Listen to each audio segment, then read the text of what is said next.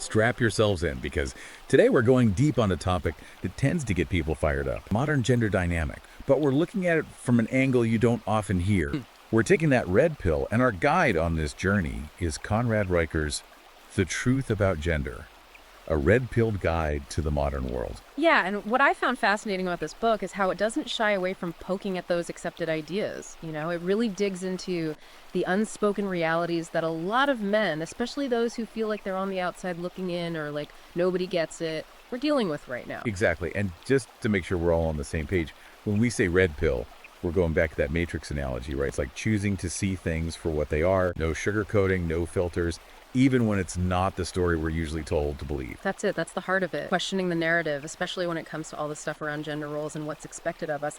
And Riker doesn't hold back. Just look at some of these chapter titles. The war on masculinity, the hijacking of evolutionary biology. It's going to get interesting. Okay, so let's unpack this whole red pill thing a little more. Yeah. If we're seeing the world through this lens, what are we actually seeing? Well, it's about recognizing that the way we understand gender, relationships, even power, a lot of that comes from how we've been programmed by society.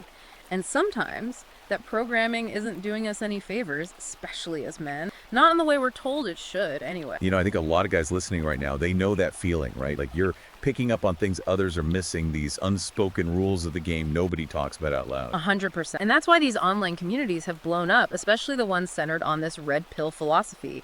It's a place where men can connect with others who've had those same experiences, who are also questioning the dominant. So let's dive into one of the big narratives that Riker takes on, this idea of a war on masculinity. What's he really saying here? He's saying that the classic traits, the values we associate with being masculine, they're under attack. Not necessarily physically, but in the culture, in how we think about it.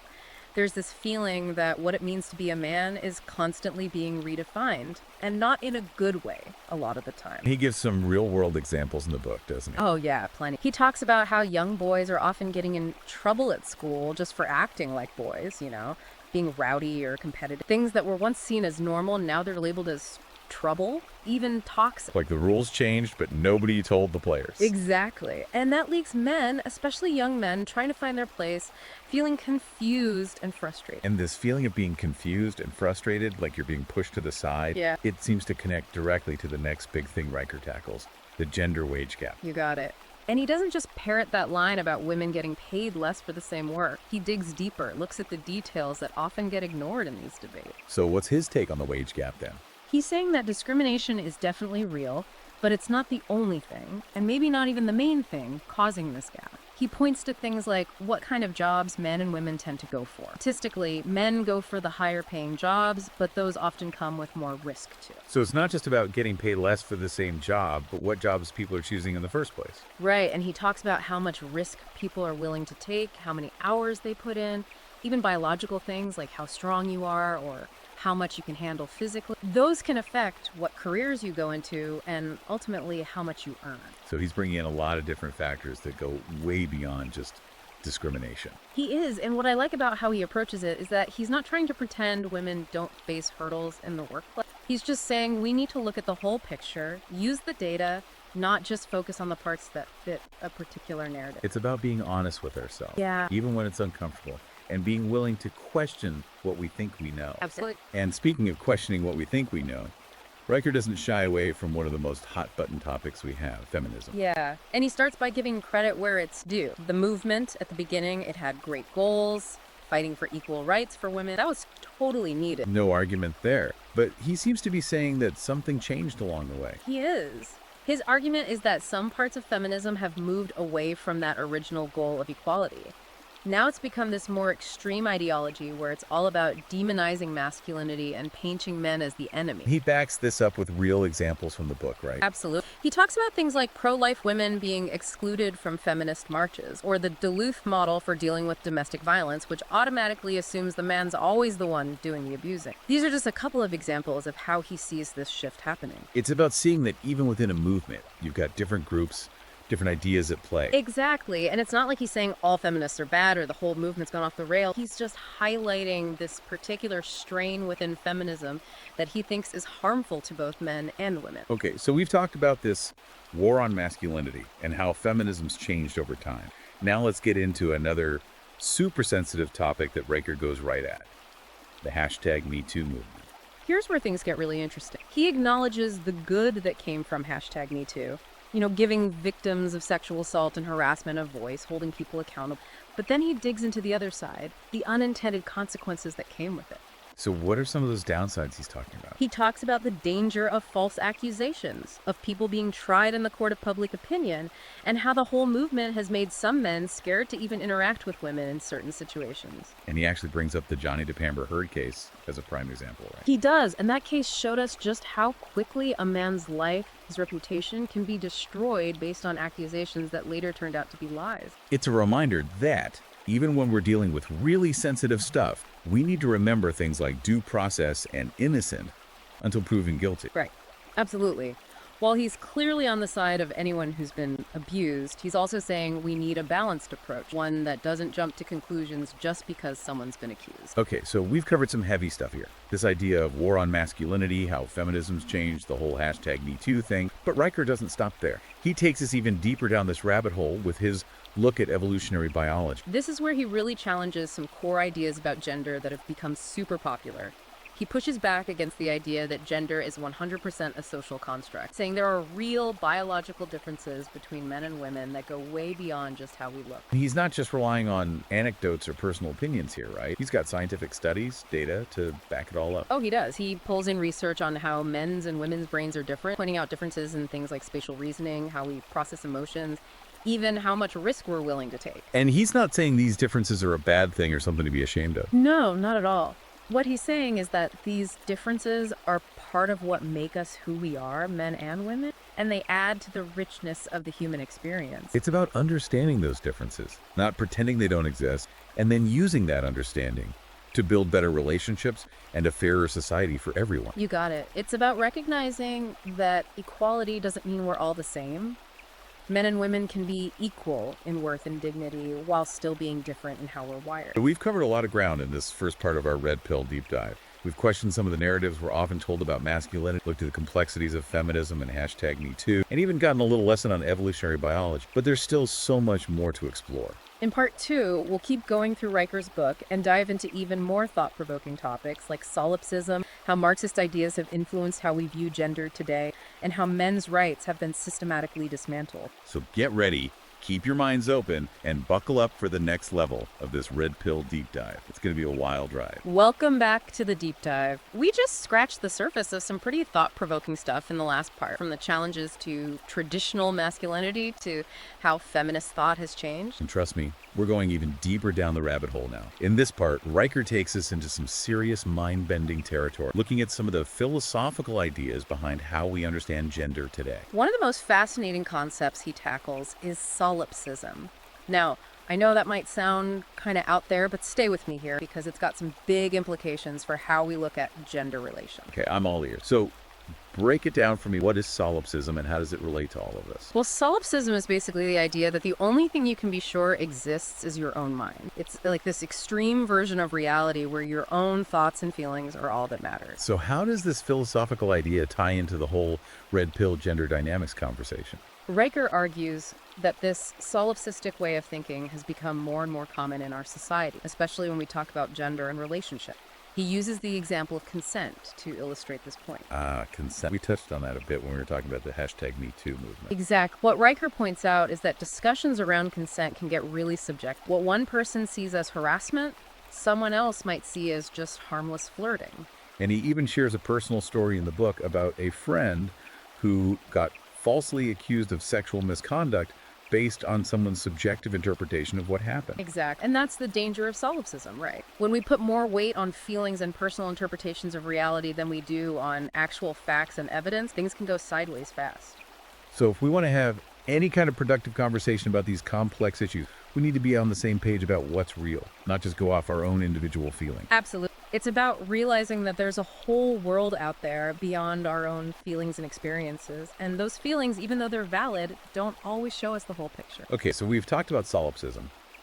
Now let's move on to another topic that could get people fired up, the influence of Marxist ideology on how we talk about gender today. This is where Riker really starts connecting some dots that I hadn't thought about before. But before anyone flips the table, he's not saying every feminist is a Marxist or that there's some big plan to destroy capitalism. But he is saying that some Marxist ideas have seeped into modern gender theory and activism, often in subtle, sneaky ways. Right. He points to the concept of oppressor versus oppressed, which is at the heart of Marxist thinking. His argument is that this framework's been applied to gender relations, with men automatically being labeled as the oppressors and women as the oppressed. And what he's suggesting is that this narrative, this story we tell ourselves, oversimplifies how complicated gender dynamics really are. It ignores the fact that men and women both have their own struggles, even if they're different. Exactly. It's about recognizing that the world isn't split neatly into good guys and bad guys. Power dynamics are a lot more fluid and complex than this simple binary makes them seem. So it's about moving past those simplistic labels and seeing each other as human beings, men and women both, even while acknowledging that our experiences are different. Absolutely. It's about creating a dialogue based on mutual respect and understanding, not on demonizing an entire gender. Okay, let's switch gears a bit and go back to a topic we touched on earlier, evolutionary biology. Now, I have to admit, I wasn't expecting a crash course on evolution in a book about gender dynamics. Riker makes it super interesting. I know, right? And he uses it to really dismantle this popular idea that gender is just a social construct, a claim that's been everywhere lately. He doesn't hold back here. He points to a ton of scientific evidence showing that there are real biological differences between men and women that go way beyond just what we look like on the outside. He goes into detail about how men's and women's brains are literally wired differently, doesn't he? He does. He brings up studies that show variations in how our brains are structured and how they function. And that leads to differences in things like spatial reasoning, how we deal with emotion, even how willing we are to take risks. And what he's saying is that these differences aren't something we should be ashamed of or try to erase. Exactly. He's suggesting that these differences are part of what makes men and women unique, and they contribute to how diverse and rich the human experience is. It's about understanding those differences, not denying they exist, and then using that understanding to build better relationships and a more fair society for everyone. Got it. It's about recognizing that equality doesn't have to mean being the same. Men and women can be equal in terms of their worth and dignity while still accepting that we're inherently different. So we've covered a lot of ground here, from this philosophical idea of solipsism to the influence of Marxist thinking, from the science of evolution to all the complexities of how we understand gender today. And we're just getting started. In our next and final segment, we're going to dive into some of the most controversial stuff in Riker's book, like his arguments about how men's rights have been systematically dismantled and how the workforce has become feminized.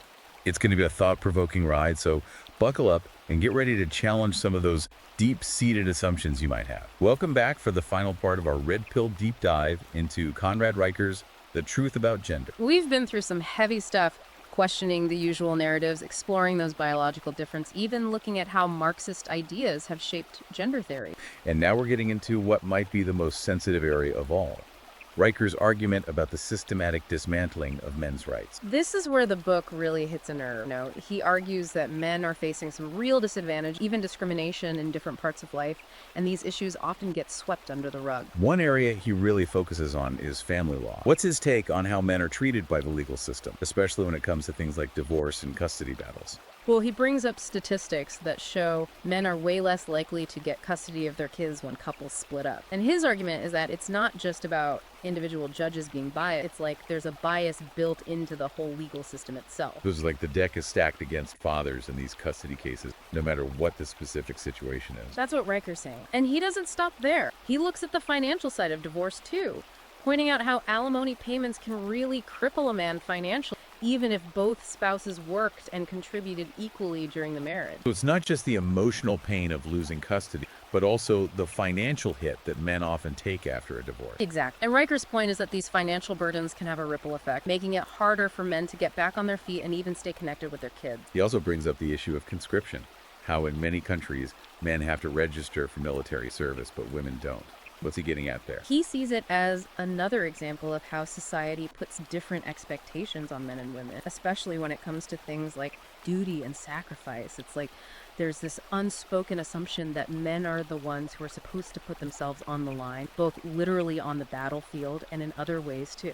This idea that men are seen as more expendable that connects with a lot of the other things we've talked about, doesn't it? For sure. It goes back to that war on masculinity idea. This feeling that the classic traits of being a man are being looked down on, and that men are constantly being told they need to be more sensitive, less assertive, more willing to just go with the flow. While those qualities can be good things, Riker seems to be saying that we've gone too far in that direction, so far that it's actually hurting men. Right, that's his point. He's not saying we need to go back to some old school patriarchal system. He's just pointing out these imbalances that have popped up and calling for a more nuanced understanding of what men are going through. It's about realizing that true equality means respecting the rights and needs of both men and women, not just one at the expense of the other. Exactly. And it's about having those tough conversations, even when they're uncomfortable, about the real challenges men are facing in today's world.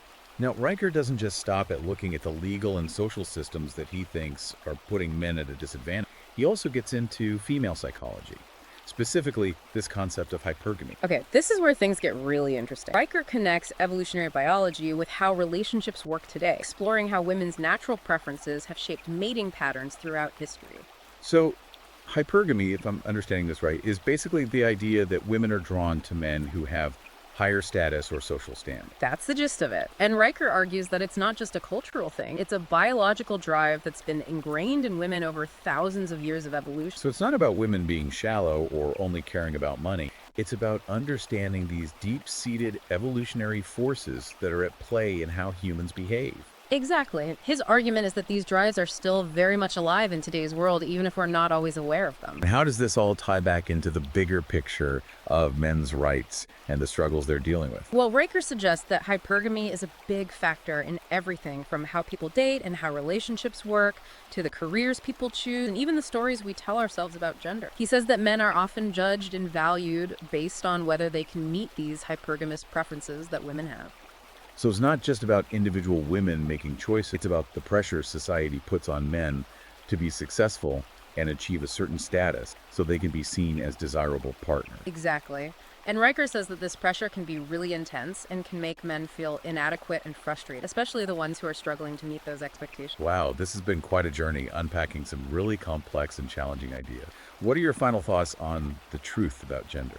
I see this book as a call to action, It challenges us to look beyond the surface and question those narratives we're often told to just accept without thinking. It's about realizing that this conversation about gender is way more complicated than most people realize. Riker's book has definitely given us a lot to think about. And whether you agree with everything he says or not, I think it's important to engage with these ideas and have open and honest conversations about the issues that both men and women are facing today. If you're interested in exploring these ideas further, you can find The Truth About Gender on Amazon Kindle and Google Play Books. It's a thought-provoking read that will challenge your assumptions and maybe even change how you see the world. Until next time, keep those minds open and keep diving deep.